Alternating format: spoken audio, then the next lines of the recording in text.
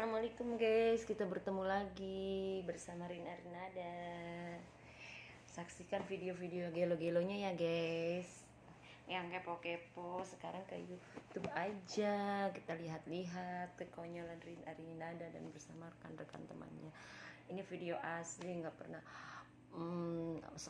skenario atau gimana. Emang saya orang bodoh jadi ya seperti ini apa adanya.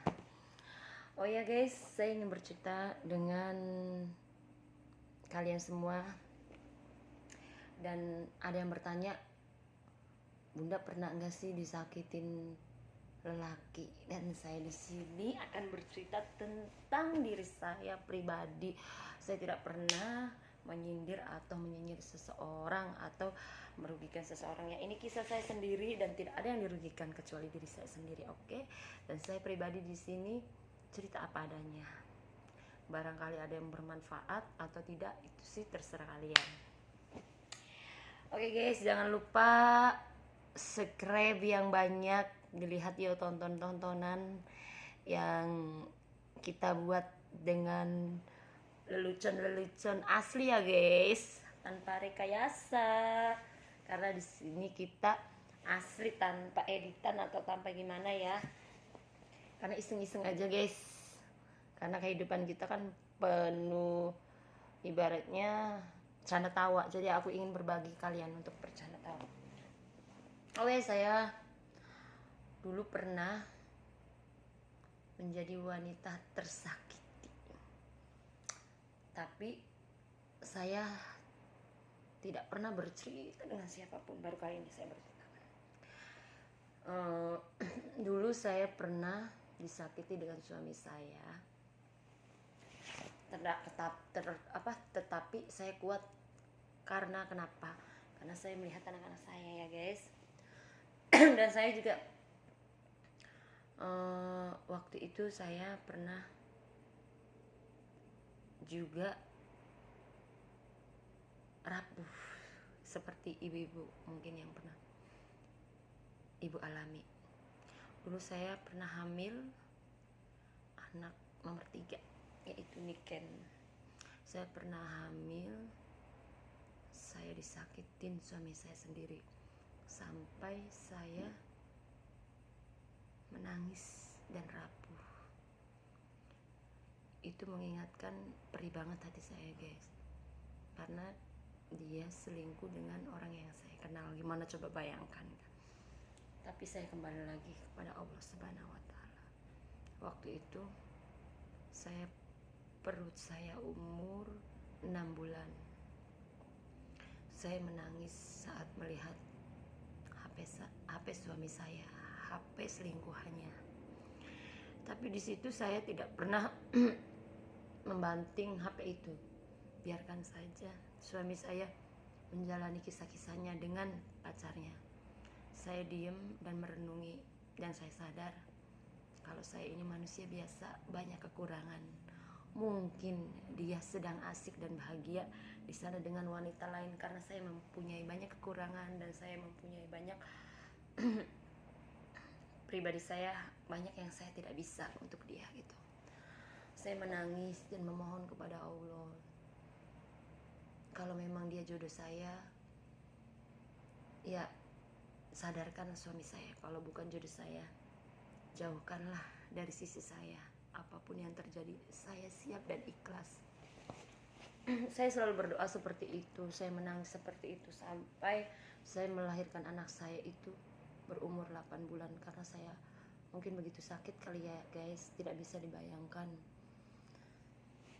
Waktu itu saya menangis, terus menangis, tidak ada jalan lain dan tidak ada jalan keluar, ya hanya menangis itu. Saya tidak pernah curhat karena saya tidak punya orang tua. Kedua orang tua saya sudah meninggal semua, dan saya juga tidak tahu kedua orang tua kandung saya. Dan saya juga tidak punya banyak teman dan tidak punya banyak sahabat, karena saya orangnya tertutup dan tidak seperti orang-orang lainnya. Karena dulu saya waktu belum punya suami kerja, jadi tidak pernah bergaul yang seperti apa kayak anak-anak sekarang. Ya, akhirnya saya menangis dan terus menangis. Akhirnya suami saya bertanya, kenapa kamu menangis terus? Maka saya jawab, jika memang dia dan kamu cocok saling mencintai, maka lepaskanlah saya. Tapi jika saya menjadi pilihan kamu, tolong lepaskanlah dia. Suami saya kaget, kenapa sih kamu ngomong apa gitu. Terus saya berbicara bla bla bla bla, akhirnya dia terdiam. Dia juga mungkin menyesali kali ya dan minta maaf. Tapi waktu itu perut saya kan besar, mungkin karena sakit terlalu saya pendam, akhirnya saya mulas. Akhirnya saya melahirkan anak saya, Niken Iswara Haryani. Sorry guys, iklan dulu. Nah akhirnya waktu itu saya diberikan putri yang cantik. Saya bahagia, termasuk suami saya. Suami saya ingin memperbaiki kisah-kisah yang lamanya. Dan saya mohon lagi kepada Allah Subhanahu wa Ta'ala, ya Allah, kalau memang benar suami saya benar-benar bertobat, maka ikhlaskanlah hati saya. Jika memang suami saya hanya membodohi saya supaya saya percaya, mohon berikanlah petunjuk agar hamba ini menolaknya. Tapi akhirnya di situ hubungan kita semakin erat, semakin menyadari ternyata suami saya memilih saya, dan saya pun tidak bisa hidup tanpa suami saya. Kita hari-hari kita perbaiki, kita lupakan yang sudah-sudah. Kita bangun kembali rumah tangga kita dari nol, dari kita tidak punya apa-apa hingga sekarang alhamdulillah kita sudah bersyukur kepada Allah Subhanahu wa Ta'ala.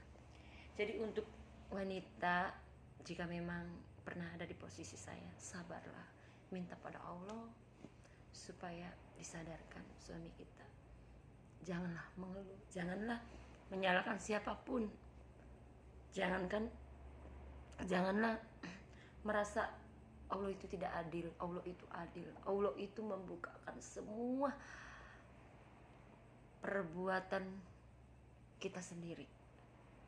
Mungkin kita belum tahu keinginan suami itu seperti apa, karena saya merasakan juga waktu itu saya kerja tidak pernah menghargai suami, dan tidak pernah, pribadi saya ini ya, tidak pernah untuk ada niat membahagiakan suami, memasak atau gimana.